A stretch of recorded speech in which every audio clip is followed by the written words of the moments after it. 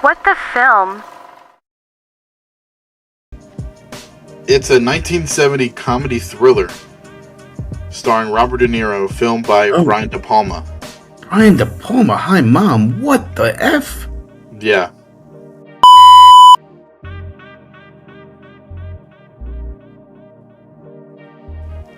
I think, unless I'm looking at the wrong movie, but... Okay, so first of all, the description is amazing. It's a Vietnam vet becomes a voyeuristic filmmaker in New York City, satirizing media, sex, and radical politics through his peep art and an involvement with a Black Power theater troupe. What the hell is this movie? Okay, well, first off, we're looking at the complete wrong movie, because I looked at a book on that one. It is a... Well, you found a gem. What is going on, everybody? From the What's the Film Podcast, another special presentation that we're doing. I am Tristan. I'm joined by Chad. Hey, now, if you caught the biopic episode of the What the Film Podcast, we were going through a list of the highest grossing biopic movies. We accidentally characterized the movie that is called Hi Mom, which in actuality is a 2021 movie about a Chinese family going back to the past.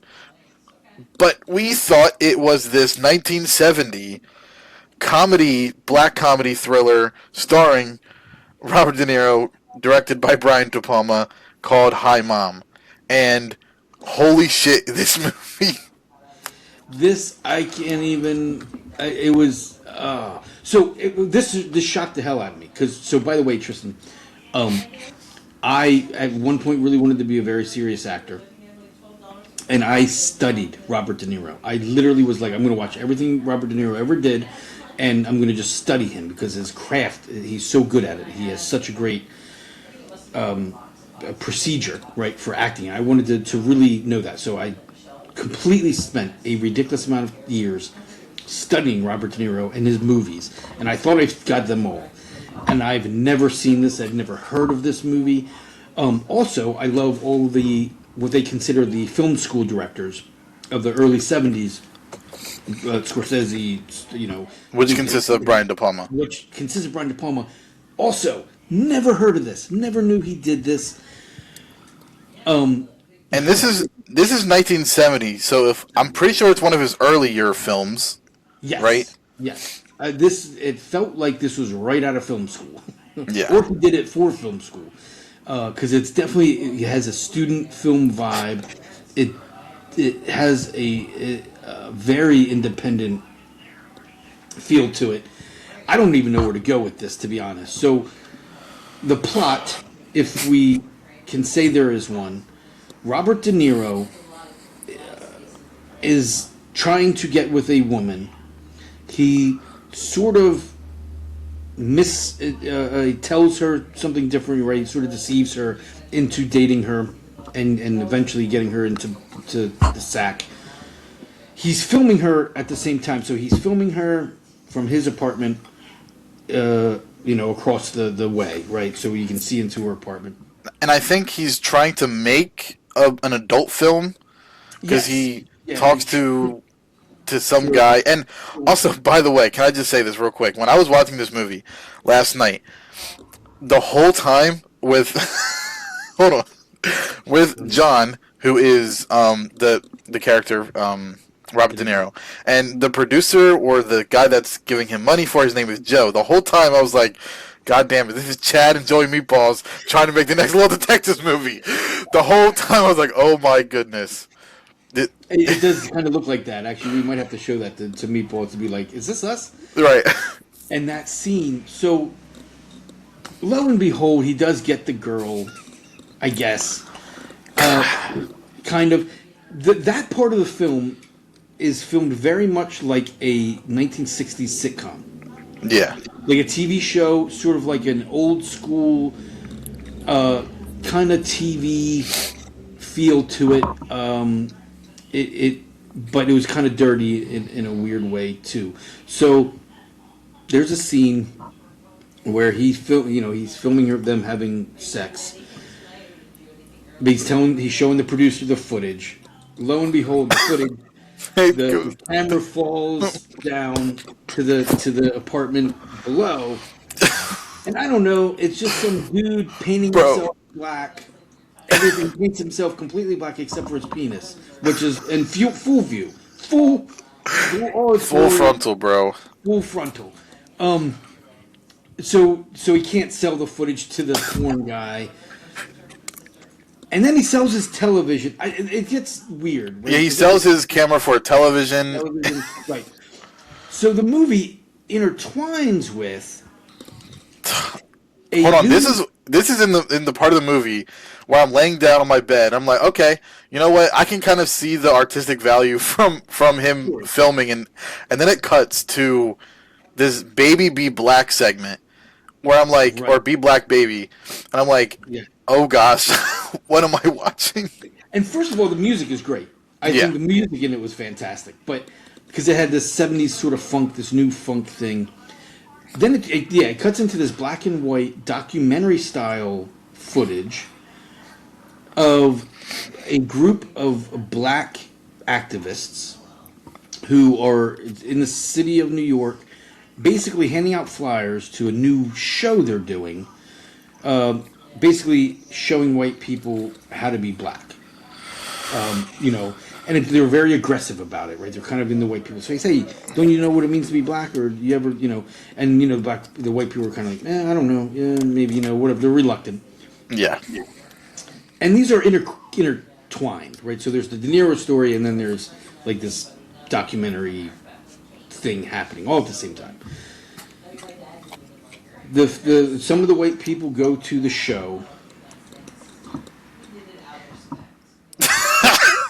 No, it's genuinely speechless to talk about it because the first thing that they do is, like you just have like a talking segment, and then okay, you know how it is, you can have a sense of the vibe. Now you get to be black, and then they put blackface on all of them, right? Well, and you're like, first they make them eat black food. They make them eat soul food.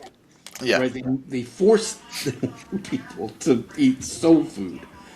By the way, this is Brian DePalma, who's an Italian white director, by the way. Just to put it out there. Who's made Scarface and other fairly good movies. Right. They put the white people in blackface, and then they put themselves in whiteface. So it's like a role reversal scenario, and I get it. And they berate the new black people, the whites, and it's an aggressive, it's a very chaotic scene. I think it's trying to send a message in a way, but it's like It is. Sure. Because there's a scene where the lady's like, oh, let me take your purse because you're going to confiscate your items. And then she's like, wait, but everyone else's items are there, but why me? Like, why is it me? Like, Right. So you kind of get a sense of they're trying to, do the whole thing and then to make, they did it to them back then, so we're going to do it to them. Right. And the scene is filmed very intensely. That's why I felt uncomfortable watching it, because I was like... It's an uncomfortable scene. It was dark. And you didn't know where... Like, at this point, the movie already has you on edge, because you don't know what the fuck is going on. Yeah. Anyway, like, story-wise, I was lost. I had no idea. Well, okay. Film. I guess before that scene happened, though, Rob De Niro's character auditions for the cop. And I gotta say, the whole scene where he's like punching the mop head and that was funny. That was funny. And it really did show. It's very early De Niro. This is even before he did Mean Streets with Scorsese. So this is early De Niro, and you can even see then how intense and how good he was, how on point he was. Quick. He was so quick in that movie with all of his, his little convincing of the girl. Things. Like it was great when he, in the very beginning, the way he gets into the girl's apartment or a date with her, he pretends the game show and he pretends they had a date, and then he calls the game show and he's like, "Wait, this is wrong." And that whole scene was fantastic. Like he was so on point with it. It was great. I think all of it was really good. It was filmed very well, and like I said, or like you said, that was so chaotic and so unnerving that that crazy blackface scene that you didn't know what was going on. It was the audio in it was crazy. The filming of it was crazy, and you're thinking, man, I shouldn't even be watching this. Yeah. Bizarre. I think here's the deal. So in the 60s, right? So this is 1970, so the 60s just ended. The civil rights just, got passed, right? So that didn't mean things were okay. Right? Yeah. Because the law said, hey, civil rights have passed, that didn't really mean everything was cool, right? So I think the point, at least of the black side of things, that group in the movie, the point is we're not done. Like this isn't over, because when they were trying to get whites to come to the show, and hey, do you know what it means to be black? And some of them, and again, unfortunately, I think we could even have this discussion today. Some of them were like, yeah, no, I've been to some of the marches. I was at the marches. I was there. I'm fine. Like, they're saying, no, I've been to the Black Lives Matter march. I know what it's like to be black. I've done this. I'm with you guys. Okay. Get out of my face. But no, that's not enough. Right? We're not done. That's not enough. So I think that was the point of it, right? It was kind of saying, this is not done. Yeah. The De Niro part, I don't really know what that was about, but I think that's the only thing that's throwing me off, because it feels like two separate movies. Right, it is. It is like two. So that's why I feel it's like a student film, and I think but that definitely works. The message that I got from it, I think, works. There was a live show in the 60s that was very famous called Living Theater. Look this up, too, on YouTube at some point. Basically, Living Theater was a show where it was a bunch of hippies that would get on stage, they would take off all their clothes, someone would probably fuck, and they would yell at the audience. They would, like, berate the audience. They'd go out into the audience and be like, you're a fucking slave, and all this stuff. And it was very artistic at the time, and I think that's kind of what this was, but more on an urban setting rather than hippies. It was like, we're gonna get in your face with this. How that came from Brian DePalma, I have no idea. That blows my mind. Like I don't even know where did he do that? And this is a guy who he's did Carlito's Way, Scarface. Not. So I don't know. That movie, bro, was intense. This is why I love us doing this podcast, because I think we're going to discover some shit. And dude, I've been studying film for a very long time, and I've never seen it. If there's ever like a what the film movie, Hi Mom is really a what the film movie, because that is a WTF all the way. It's crazy. I can't even believe it. I know. When I saw the guy's penis, I was like, I wonder what Tristan's going to say about this. Yeah, I was very. I got to read up on it. What the hell is his? He has to do interviews about this movie. I got to look it up because it's bizarre. Same with De Niro, because I'm like, obviously you will never, like, even if you're a diehard like yourselves, like you're a diehard De Niro fan, you don't even know what this movie is. So I'm just interested into like.